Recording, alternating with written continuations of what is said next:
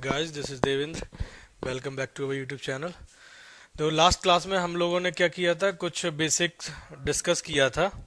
Introduction class कर रखी थी कि क्या क्या सिलेबस है हमारा, उसके बाद कुछ एक क्वेश्चंस भी किए थे। ठीक है, आज हम लोग स्टार्ट करने वाले हैं कि प्रीवियस ईयर के क्वेश्चन लेने वाले हैं। ठीक है, प्रीवियस ईयर की कोशिश किया करेंगे, डेली 5 से 6 क्वेश्चन प्रीवियस ईयर के डिस्कस किया करेंगे। जैसे कि बहुत सारे बच्चों का डिमांड था कि सीजीएल के वगैरह के या बैंक वगैरह के जो है क्वेश्चंस हम लोगों को डिस्कस करने चाहिए।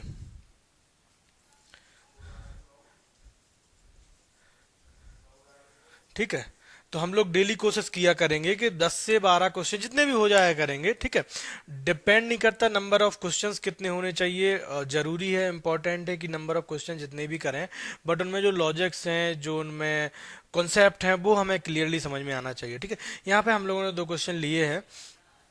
इनको जो है वीडियो पॉज करके आप समझने की कोशिश करिए। ये आपका सीजीएल मैथ्स 2017 में पूछा गया क्वेश्चन है, और ये आपका एसएससी सीजीएल में ही,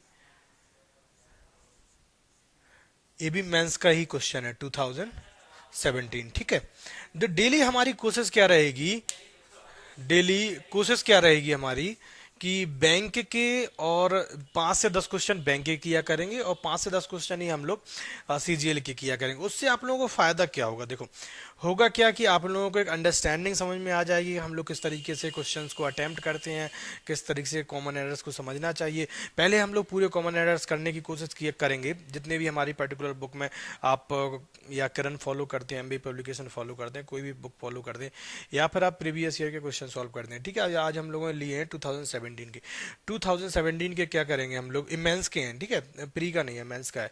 हम लोग क्या करेंगे कि पहले तो आप ना लोग कॉमन एरर्स करेंगे, सेंटेंस इंप्रूवमेंट करेंगे, फिलर्स करेंगे। ये 3 सेक्शन होते हैं जहाँ पे थोड़ा सा ज़्यादा लिखना नहीं पड़ेगा मुझे यहाँ पे, क्योंकि हर एक क्वेश्चन को बताने के लिए पहले यहाँ टाइप करना पड़ेगा, जहाँ पे हम लोग पैसेज नहीं कर पाएंगे, पीक्यूआरएस नहीं कर पाएंगे। ठीक है, पीक्यूआरएस या पैसेज वगैरह के लिए हम लोग क्या करेंगे, वेबहैम के थ्रू लैपटॉप पे समझ लेंगे। ठीक है, वो जो हम लोगों का पहला जो सेटअप था उस तरीके से हम लोग उस सेटअप पे समझ लेंगे। अभी जहाँ पे ज़्यादा ना लिखना पड़े, तो वो आपके कॉमनर्स हैं कि जहाँ पे ज़्यादा नहीं लिखना पड़ेगा मुझे, आप लोगों को टाइम बर्बाद नहीं होगा, इजीली चीज़ें आसानी से समझ में आ जाएंगी। ठीक है, तो वीडियो पॉज करके इन दोनों क्वेश्चंस के आंसर करने की कोशिश करो, क्या ऑप्शन सही होंगे, क्या कहाँ पे एरर होगी, क्यों एरर होगी।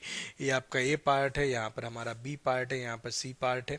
ठीक है, हम लोगों का जो कॉन्सेप्ट होगा, समझने का जो पढ़ने का तरीका होगा, वो पूरा पढ़ने का तरीका पार्ट्स ऑफ स्पीच पे बेस्ड होगा। हम लोग जैसे कि हम लोग अपनी पिछली क्लासेस में भी डिस्कस कर चुके हैं कि हम लोग ट्रांसलेशन नहीं करना है, ट्रांसलेशन से बचना है। ठीक है, सॉरी, तो ट्रांसलेशन, अभी देखो क्वेश्चन जब हम लोग डिस्कस करेंगे तो आप लोगों की बात क्लियर समझ में आ जाएगी कि ट्रांसलेशन करने से और ना करने से कितना हमारा फायदा होता है, और करने से कितना लॉस होता है। ठीक है, क्योंकि ट्रांसलेशन करने से होता क्या है, कई बार हमें वर्ड्स की मीनिंग समझ में नहीं आती है। अगर हमें मीनिंग समझ में नहीं आती है पर्टिकुलर वर्ड की, तो मैक्सिमम, देखो ये मेरा एक्सपीरियंस है, बच्चों को जो जिस तरीके से बच्चे अगर पूछते हैं, कल ही एक इंस्टाग्राम पे एक बच्चा पूछ रहा था कि उसने पूरी इंग्लिश मीडियम से पढ़ रखा है, पूरी अच्छे अच्छे टीचर्स से इंग्लिश ग्रामर पढ़ रखी है, बट ऑनलाइन जब वो पढ़ता है तो उसको कोई भी ऐसा रिलेवेंट टीचर नहीं मिल पा रहा है जो उसके सारे डाउट क्लियर कर सके या कुछ अलग समझा सके। ठीक है, तो मैं ये बात पिछली क्लास में कई बार बोल चुका हूँ कि आप जितनी भी बार मूव ऑन करेंगे, अपने मेंटर या टीचर या गाइड को स्विच करेंगे, हर बार आपको 90 से 80% चीज़ें वही पुरानी पढ़ने को मिलेंगी। ठीक है, जो 10% या 20% चीज़ों में आप जहाँ फंसते हैं, वो चीज़ें बड़ी मुश्किल से ही आप टीचर, या तो 1 to 1 आपको कोई टीचर मिल जाता है, या लाइव कोई टीचर मिल जाता है ऑफलाइन क्लासेस में। ऑनलाइन क्लासेस में मुझे नहीं लगता कि इतने इफेक्टिवली आप अपने डाउट को क्लियर कर पाएंगे, क्योंकि यहाँ इंटरेक्शन नहीं हो पाता है। ठीक है, मेरा पूरा टारगेट रहेगा अच्छे क्वेश्चन कराने का, लॉजिकल क्वेश्चन कराने का, जिससे आप लोगों को आपके नॉलेज में इम्प्रूवमेंट हो, आपकी अंडरस्टैंडिंग में इम्प्रूवमेंट हो। ठीक है,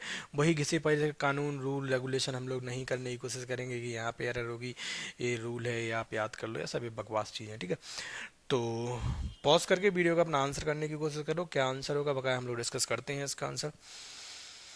ठीक है, पहला क्वेश्चन हमारे पास क्या गिवन है, many firms fail because when they begin exporting they have not researched the another part involved changes. ठीक है। जैसे कि देखो हम लोग पिछले जो एरर्स हम लोगों ने कर रखी हैं, वर्ड टू वर्ड चीज़ों को समझने की कोशिश करिए। देखो यहाँ पर मैनी आया है, मैनी डिटरमाइनर है, नाउन अपने साथ प्लूरल लेगा, कोई एरर नहीं है। फेल प्लूरल, प्लूरल नाउन हो जाएगी, वर्ब जो अपने साथ लेगी प्लूरल वर्ब लेगी, यहाँ पर भी कोई दिक्कत नहीं है।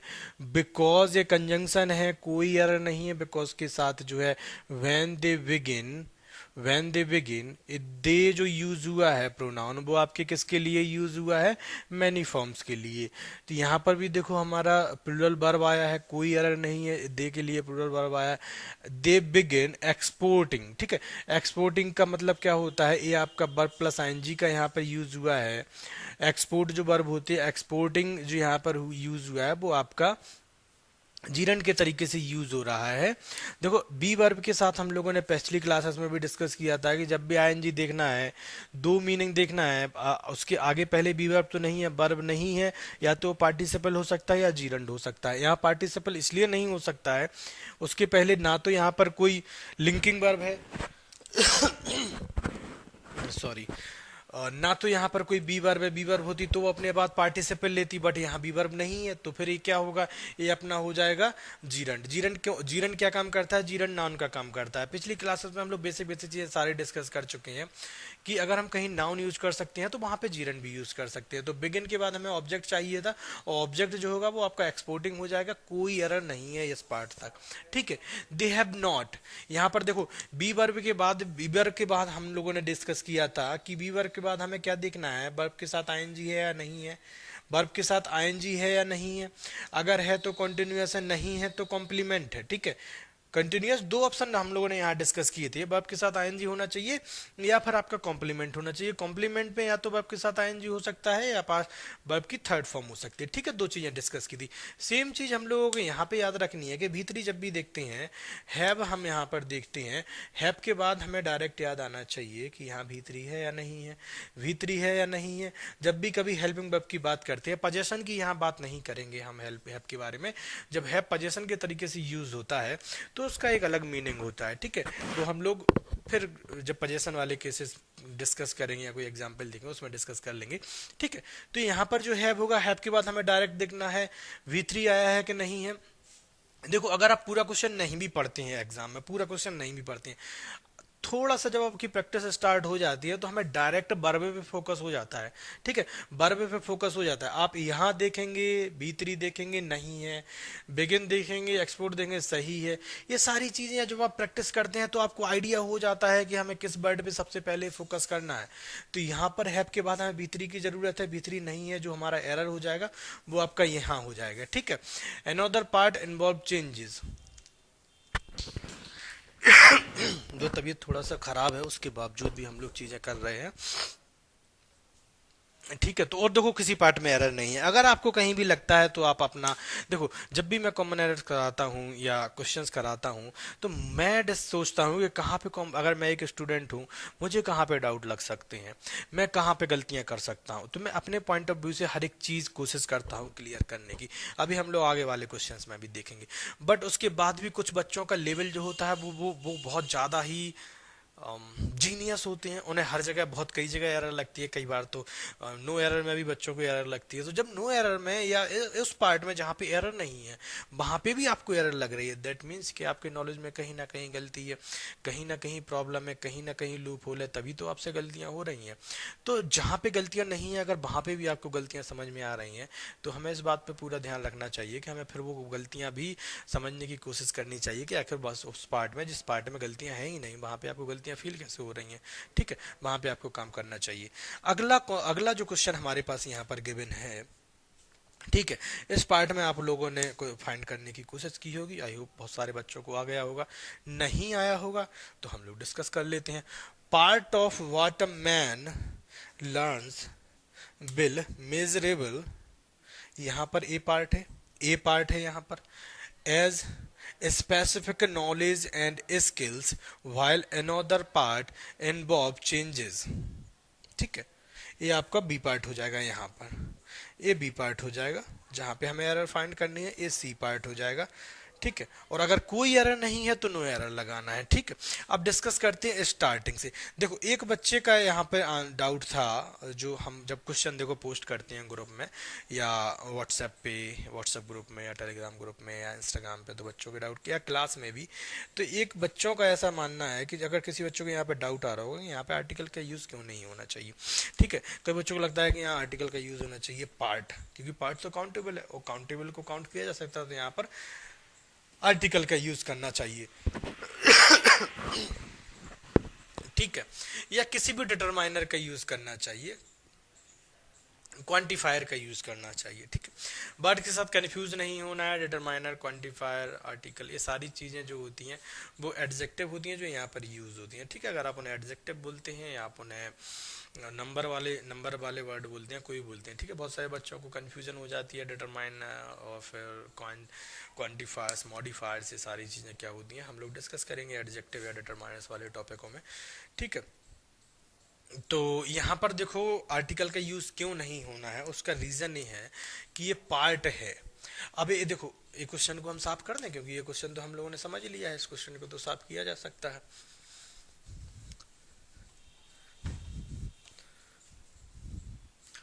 ठीक है, देखो जब भी कभी किसी कंप्लीट काउंटेबल मिक्सचर में से या काउंटेबल ग्रुप में से किसी थिंग या उसके पार्ट को अलग किया जाता है, डिस्ट्रीब्यूट किया जाता है दो चीजों में, तो उनके जो पार्ट होते हैं वो भी काउंटेबल होते हैं। ठीक है, वो भी काउंटेबल होते हैं। बट अगर कभी अनकाउंटेबल वाले पार्ट को दो पार्टों में डिवाइड किया जाता है, अनकाउंटेबल मिक्सचर को या सॉल्यूशन को, थिंग को सॉल्यूशन के हिसाब से ही समझ लेंगे, अलग किया जाता है दो पार्ट में, तो उनके पार्ट भी अनकाउंटेबल होते हैं। ठीक है, उनके पार्ट भी अनकाउंटेबल होते हैं, अनकाउंटेबल, ये भी अनकाउंटेबल हो गया और इनके पार्ट्स जो होंगे वो भी अनकाउंटेबल हो जाएंगे।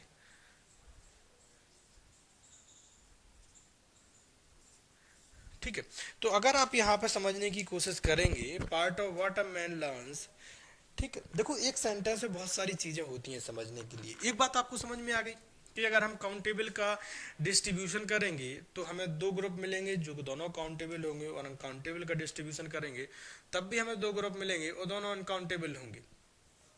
ठीक है, तो यहाँ पर जो हमें पार्ट यहाँ पर जो हमें लिया जा रहा है, part of what a man learns.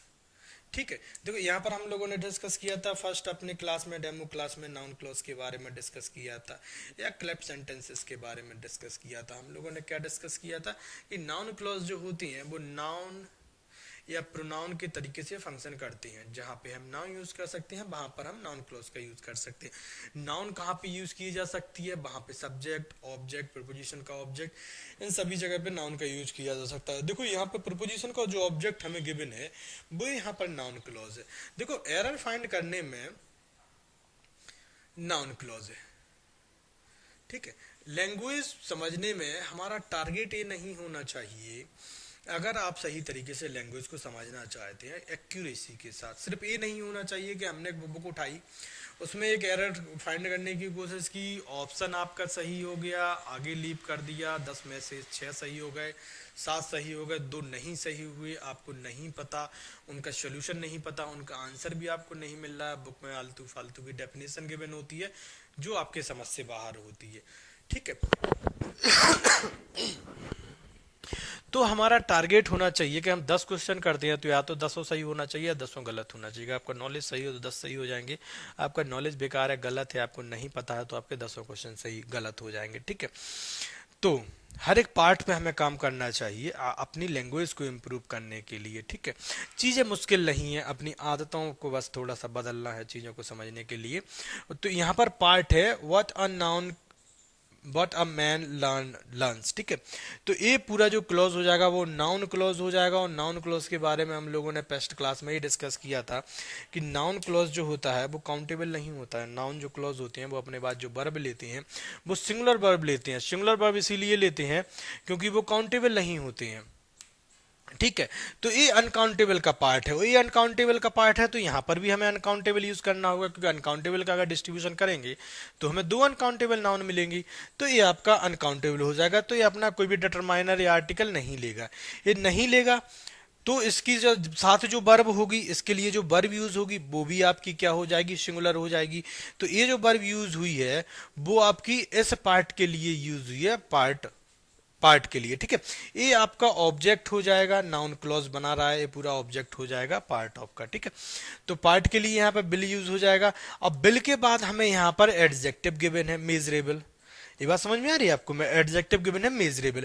तो देखो एडजेक्टिव के बाद हम लोगों ने कितनी 2-3 क्लासों में मैं बार बार बोल चुका हूं कि बी वर्ब के बाद ही एडजेक्टिव आ सकता है, एडजेक्टिव की कोई कंडीशन नहीं होती है। बिल यहाँ पर आया है तो बिल के बाद या तो बी आना चाहिए या फिर यहाँ पर मेजरेबल नहीं आना चाहिए, ठीक है। अगर अब किसी बच्चे को लगेगा कि यहाँ पर हम बिल लगा देंगे तो हमारा सेंटेंस सही हो जाएगा, तब एक बात और हमें याद रखना चाहिए कि जब भी हम कभी कॉम्प्लीमेंट एडजेक्टिव का एज अ कॉम्प्लीमेंट यूज करते हैं, वो डायरेक्ट उसका नेचर शो करता है, वो डायरेक्ट उसका डिस्क्रिप्शन शो करता है। जब हम कॉम्प्लीमेंट पार्टिसिपल यूज करते हैं, चाहे फिर वो वर्ब प्लस आईएनजी का यूज हो या V3 का यूज हो, वो आपका रिसीव्ड एक्शन होती हैं, रिसीव्ड या डूइंग एक्शन होती हैं।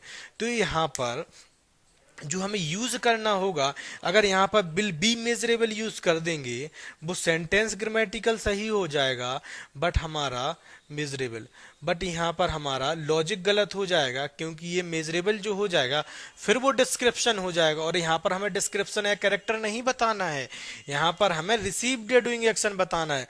तो रिसीव्ड या डूइंग एक्शन के लिए यहाँ पर हमें यूज करना होगा बिल बी मेजर्ड, ठीक है, बिल बी मेजर्ड। यहाँ पर आपका जो एरर हो जाएगा वो हमें यूज करना होगा विल बी मेजर्ड। और आगे देखते हैं कि आपको और कहाँ गलती लग सकती है।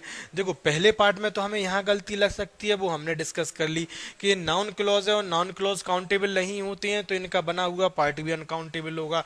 ये अनकाउंटेबल होगा तो अपने बाद जो वर्ब लेगा वो सिंगुलर ले लेगा, ये सिंगुलर उसने वर्ब ले ली। अब यहाँ पर हमें जैसे ही मेजरेबल दिखा, हमें क्लियर समझ में आ जाना चाहिए कि मेजरेबल हमें चेंज होना है। देखो पहला ऑप्शन तो बच्चों को इतना समझ में, अगर कोई बहुत सारे बच्चे समझना नहीं चाहते, उन्हें लगता है कि भाई मुझे तो टिक करना है, ऑप्शन टिक करना है, 4 ऑप्शन गिवन होते हैं ABCD, उन्हें टिक करना होता है, उन्हें इतनी सारी चीज़ों समझ में से कोई मतलब नहीं है।